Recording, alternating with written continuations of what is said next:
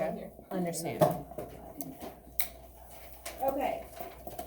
So we kind of wrapped up the first portion of this unit where we were looking at the evidences of plate tectonics. Looking at those 4 pieces of evidence, those 4 proofs that, you know what, the continents are not in the same spot as they were before, and there has to be an explanation of this. And what they came up with was that there are these giant plates that are resting on the asthenosphere, which is like the magma, and so those plates are able to move. Just like if you think of like a raft in a pool, you have the liquid, which is your asthenosphere, and you have your raft, which is like your plate. Obviously, like a raft or a floaty can move on the water, and that's what these giant plates are doing. So the evidences were continental drift, convection currents, seafloor spreading, and magnetic clues, right? All of those things that we've talked about are proving that plate tectonics are for real and that these giant plates are part of our Earth's crust in that upper portion of the mantle. With that, continental drift had its own 4 pieces of evidence, because remember poor Alfred, people laughed him out of the scientific community. They were like, continents can't move, they're way too big, it doesn't make sense, you don't have any proof, right? So over time, he realized that they looked like they used to fit together like a puzzle, right? But it was other scientists that kind of came in years later and realized, wow, the climates don't really match. Like you have Arctic stuff where the equator is, and you have tropical stuff in the Arctic. That doesn't make sense, right? How did that happen? Rock types where you have those different mountains that are the exact same age and composition that are totally separated by the Atlantic Ocean, and just like on that gizmo, when we aligned them, they look like one giant mountain range, right? And then finally the fossils kind of do the same thing. So it took all of these other pieces of proof and evidence to kind of make people be like, ooh, the continents have drifted. No longer are we like Pangea where all of them were together. Now things have spread apart, right, to the arrangement that we see today. So that's kind of where we have been in this unit. We're going to move on to something called like our plate boundaries and looking at our fault lines. And this is a lot of your vocab. So we're going to get into a lot of those words today. Let me lose track of time, 12:07. All right, so here's a map of our major plate boundaries. You can also see there's like a little bit of a key here for convergent, divergent, and transform boundaries.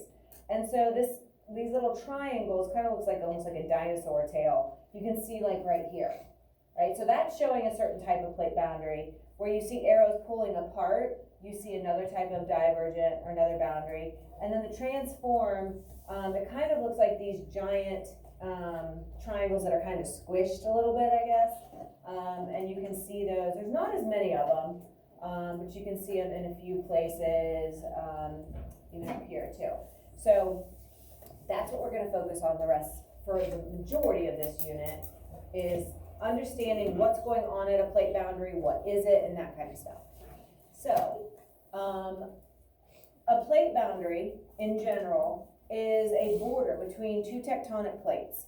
It's kind of like a border between states, a border between counties.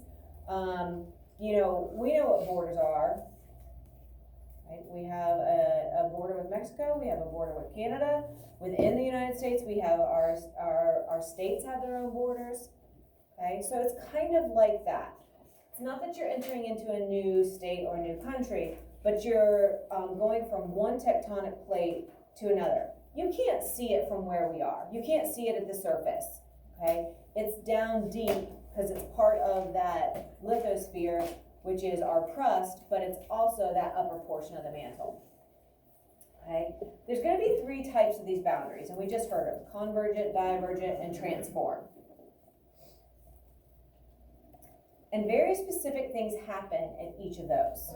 And so those are going to be things that you're going to have to be kind of responsible for recognizing. Oh, this happens at this one. This happens at this one.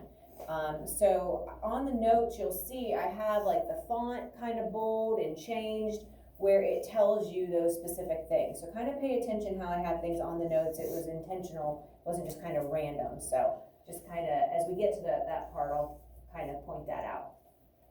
All right, so plates can do 3 main things.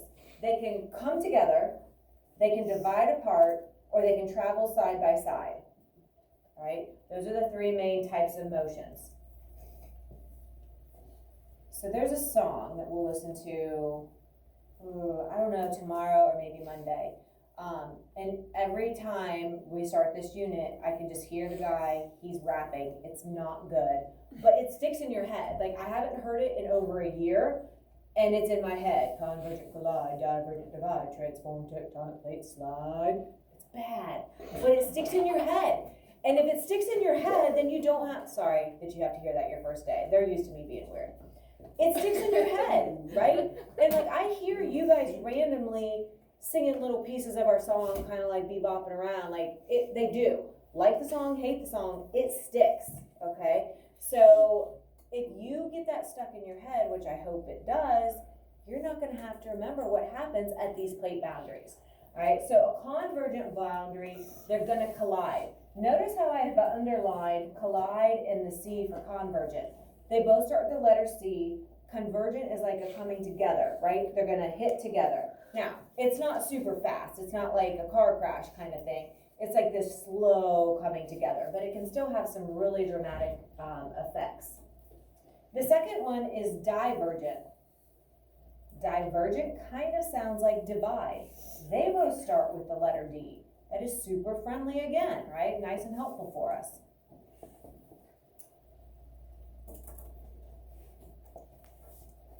Transform boundaries are going to travel side by side. So we kind of made this one fit. Transform and travel side by side.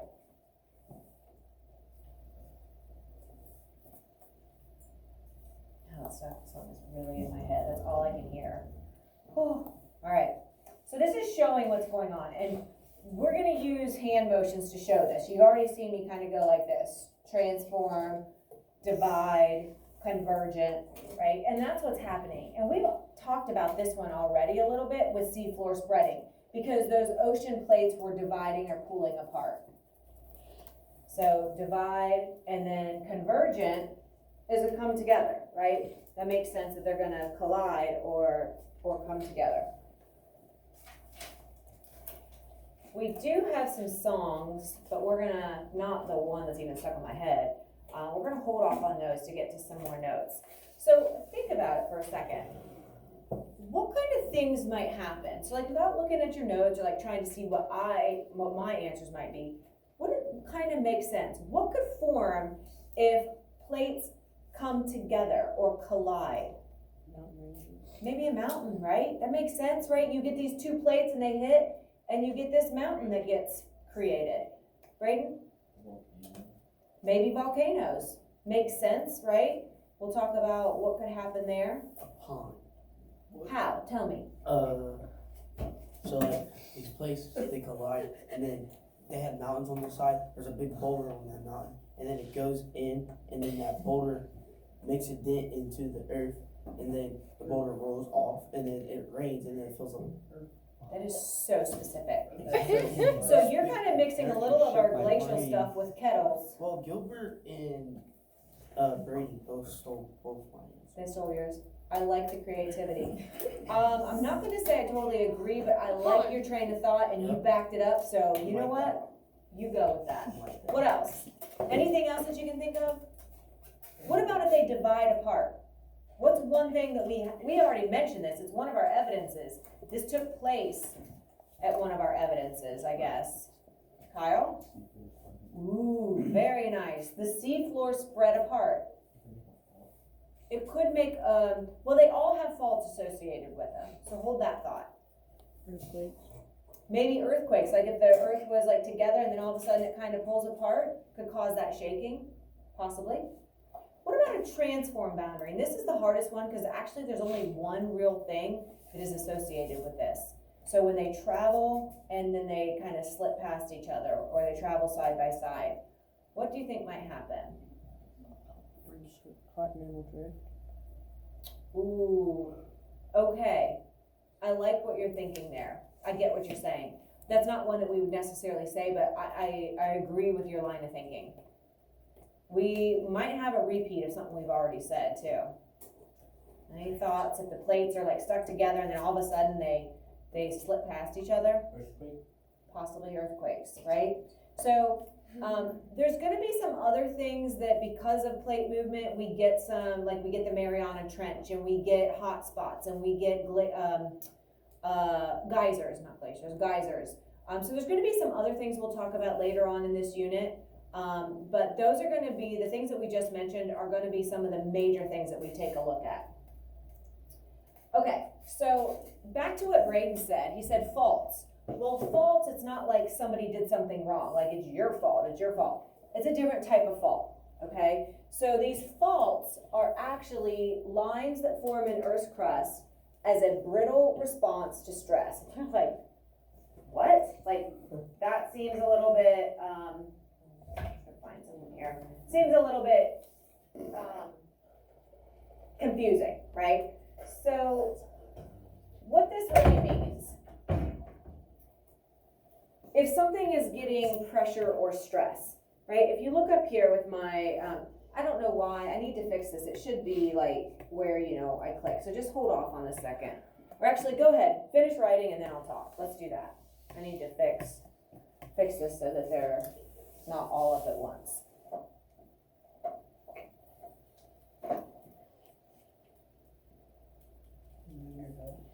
I guess. Can't see through it. It's too big. Whoa. Too big. At least you didn't call me an airhead, I guess, because then you'd be able to see through it. That was mean. That was so mean. I'm tougher than that. I can take it. I can take It it. was still mean. You better Still. report him. Write him up. Yeah, write them up. Send them out of here. Get them. We don't Yeah. want him. Friday We school. know. Friday school. Uh-huh. Hey, if I'm fine with it, you guys should be fine with it, right? Worry about I'm you. offended. No. I'm offended. Okay. So here is a popsicle stick, right? It's not experiencing any stress, no pressure, right? But if I start to push on it, both ends, somebody tell me, predict what's gonna happen if I keep doing what I'm doing, Ava? It's gonna break. Well, guess what? Earth's crust is stiff and hard like this popsicle stick.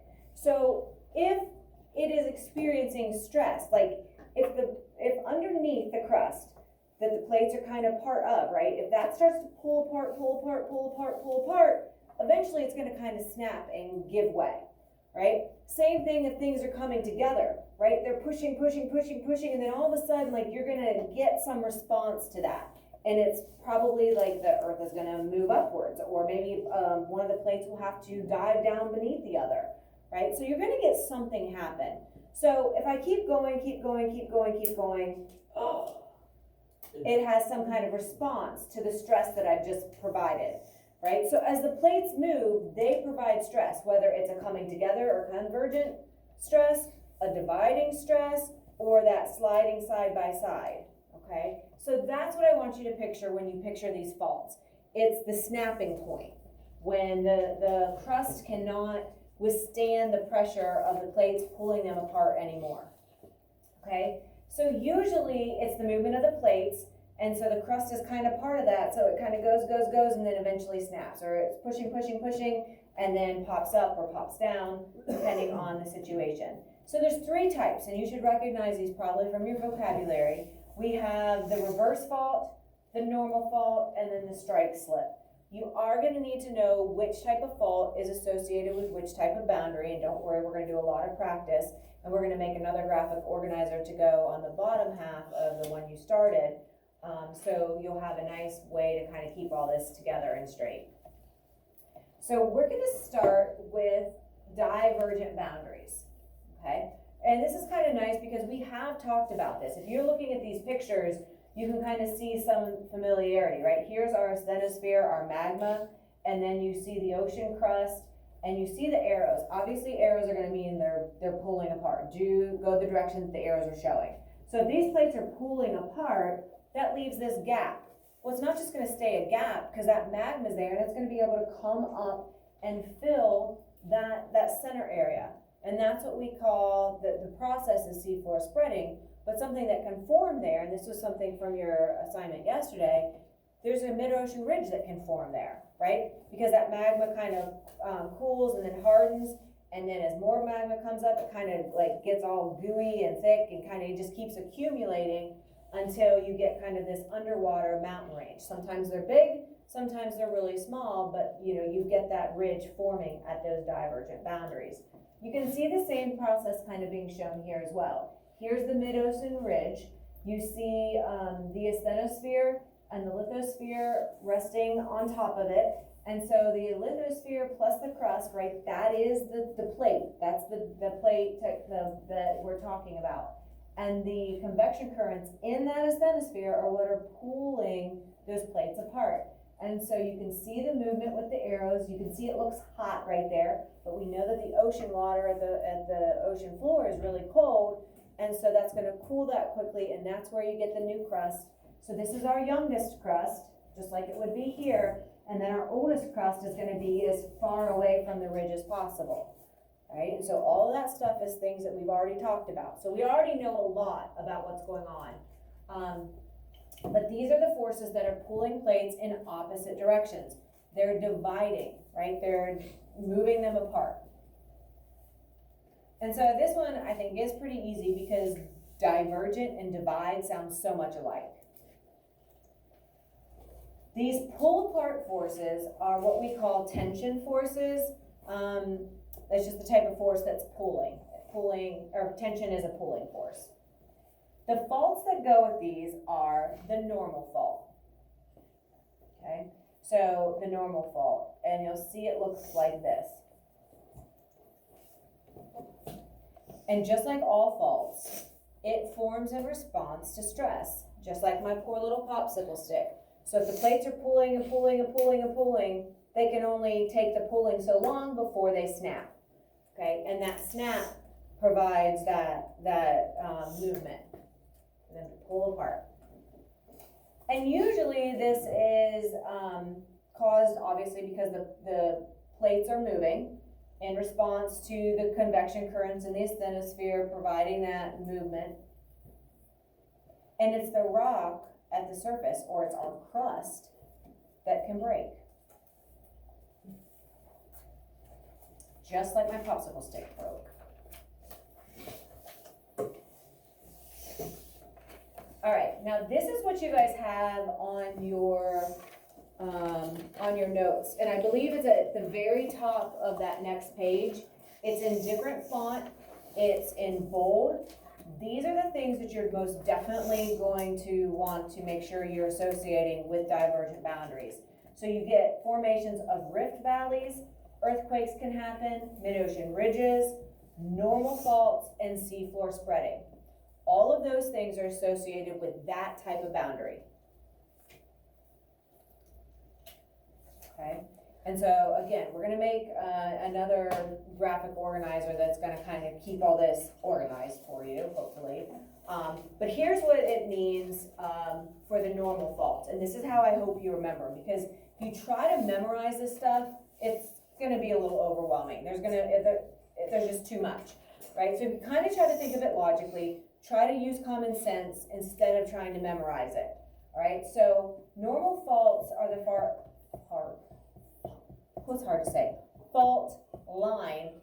line, where one side moves downward in response to the tension that's caused by the plates moving.